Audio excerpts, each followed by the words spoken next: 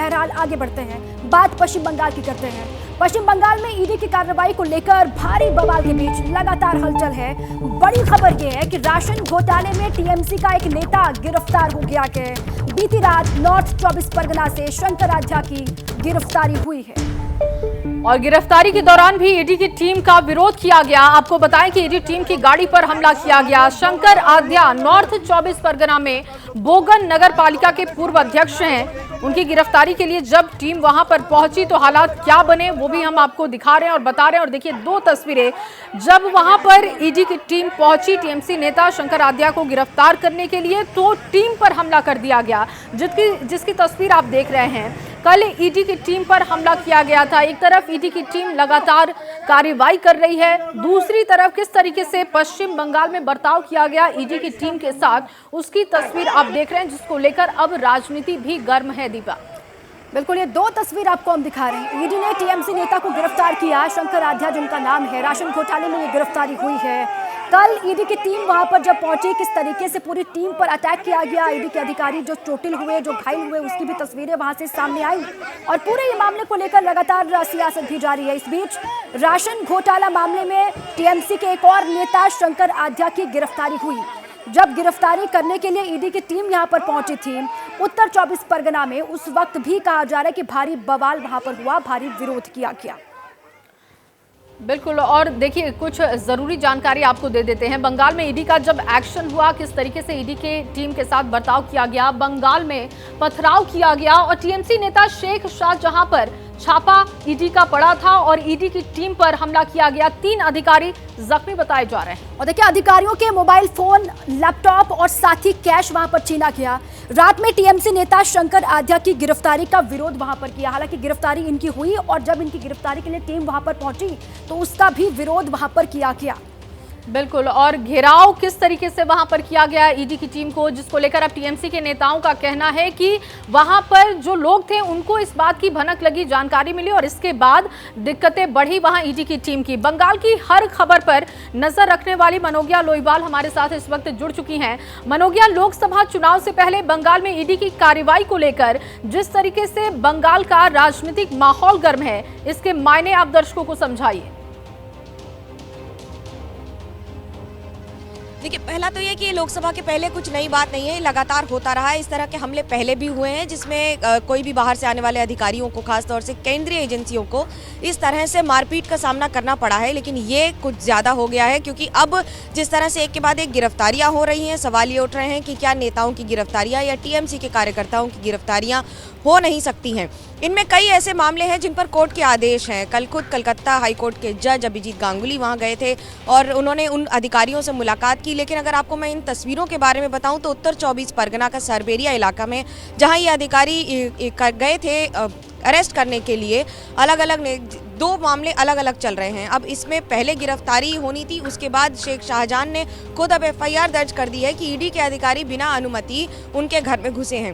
बंगाल में इस समय 3 एफआईआर हैं जो कल के मामले के बाद हुई हैं। पहली ईडी की एफआईआर है जिसमें उनके अधिकारियों पर हमले की जांच हो, इसके लिए की गई है। दूसरी, बंगाल पुलिस ने सुओ मोटो की है नाजैद खाने में, ये कहकर कि जिन लोगों ने यह हरकत की है उन पर कार्रवाई होगी।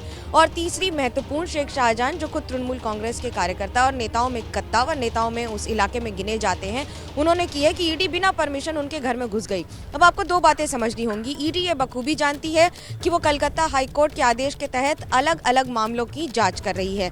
इस मामले में नौकरी देने की बात है और कई ऐसे मामले हैं जिसमें पैसे लेकर काम करने की बात भी आई है। लेकिन अब इन गिरफ्तारियों की ये तस्वीरें को लोकसभा से जोड़कर जरूर देखा जाएगा। बिल्कुल ठीक है मनोगिया, दोनों के मामले जो चल रहे हैं उसको बारीकी से आपने समझाया। बहुत शुक्रिया आपका पूरी जानकारी के लिए। और देखिए पश्चिम बंगाल राशन घोटाला क्या है, इसको लेकर तफसील से जानकारी हम आपको देते हैं। वहां पर लगातार राशन घोटाले को लेकर हंगामा, किस तरीके से कल की तस्वीरें सामने आई, क्या ये पूरा घोटाला है वो जरा आप समझिए। बिल्कुल, और गरीबों का राशन खुले बाजार में बेचने का आरोप लगातार सरकार पर लग रहा है। इसके अलावा आपको बताएं कि पीडीएस का 30% राशन बेचने का भी आरोप सरकार पर लगा और इसी मामले में ये छापेमारी चल रही थी। देखिए, फर्जी लाभार्थी, फर्जी बैंक खाते बनाकर घोटाला करने का आरोप है और साथ ही मिल मालिकों और पीडीएस संचालक की मिलीभगत से घोटाला ये हुआ, इस बात का भी जिक्र है। मंत्री ज्योति प्रियो मलिक की अक्टूबर में गिरफ्तारी इसी मामले को लेकर हो चुकी है और अब भी इस मामले में गिरफ्तारी का सिलसिला लगातार जारी है। बिल्कुल, और इसके साथ ही दीपा, क्योंकि लगातार ईडी की जो टीम है इसी मामले में गिरफ्तारियां करने की कोशिश कर रही है और किस तरीके से अब वहां पर माहौल बनता दिख रहा है और उस पर जो राजनीति हो रही है अब उसको लेकर भी कहीं ना कहीं ममता सरकार घिरते हुए दिखाई दे रही है और बीजेपी की तरफ से एक बड़ा मोर्चा खोलने की यहां पर कोशिश की जा रही है, इस्तीफे की डिमांड भी की जा रही है। गरीबों का राशन खुले बाजार में बेचने का आरोप है। ये राशन घोटाला क्या है, उसी की बारीकी को आपको समझाने की हम कोशिश कर रहे हैं। पूरा ये घोटाला और उस घोटाले के तहत किस तरीके से गिरफ्तारी पश्चिम बंगाल में हो रही है। पीडीएस का 30% राशन जो है वो बेचने का आरोप है। जल्दी से ये जान लीजिए कि फर्जी लाभार्थी, फर्जी बैंक खाते बना करके घोटाला करने का आरोप है। শুধু আমরা মানবতা দেখায় আমরা সন্দেশকালীর মানুষ চ্যালেঞ্জ করে বলছি আমরা সব সময় শান্তি চাই। ওই দালাল মির্জাপুর বেঈমান ওই কাদির সোরেনের কথা শুনে যদি লাফালাফি করো তাহলে আমাদের কিন্তু এবার দাঁত ভাঙা কিন্তু শুরু করতে হবে। মাথাটা গরম করাবে না।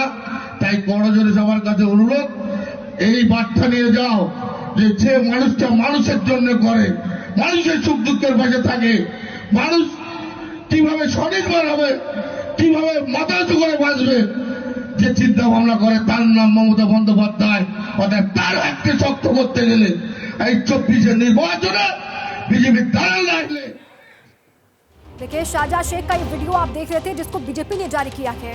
राशन घोटाले को लेकर ईडी के एक्शन पर बंगाल की राजनीति गर्म है। बीजेपी ममता सरकार पर लगातार बरस रही है, वहीं ममता की पार्टी टीएमसी बीजेपी पर ही सवाल उठा रही है। बंगाल में लोकतंत्र नाम की कोई चीज नहीं है। वहां लगता है किम जोंग की सरकार है। ये ममता बनर्जी का लोकतंत्र है। सत्तारूढ़ पार्टी के गुंडों ने, दरिंदों ने जो हमला बोला है ईडी के ऑफिसरों के खिलाफ, इसमें ये जगजाहिर होते हैं कि बंगाल में कानून और व्यवस्था की हाल कितना बुरा होते जा रहे हैं। बंगाल में ये सारे आदी हैं। आज जख्मी हुए हैं, कल ईडी वाले अगर ख़त्म हो जाए, खून हो जाए, तो हमें मुझ जैसे लोगों के लिए ये अचरज की बात नहीं होगी। सेंट्रल एजेंसी पर पब्लिक हमला हुआ और जो पब्लिक हमला हुआ तो दिखाई दे रहे हैं मंत्री और जो टीएमसी का लोग, जो ये पैसा का घपला के साथ जुड़ा हुआ लोग है, उसी का लोग ही इस मारपीट किया अपरेंटली ऐसा दिखाई दे रहा है।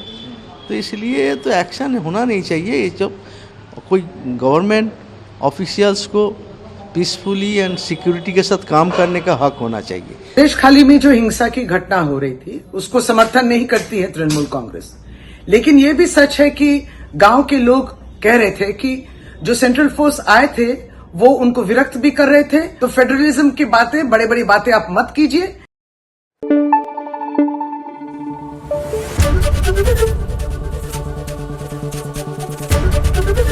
एबीपी न्यूज आपको रखे आगे।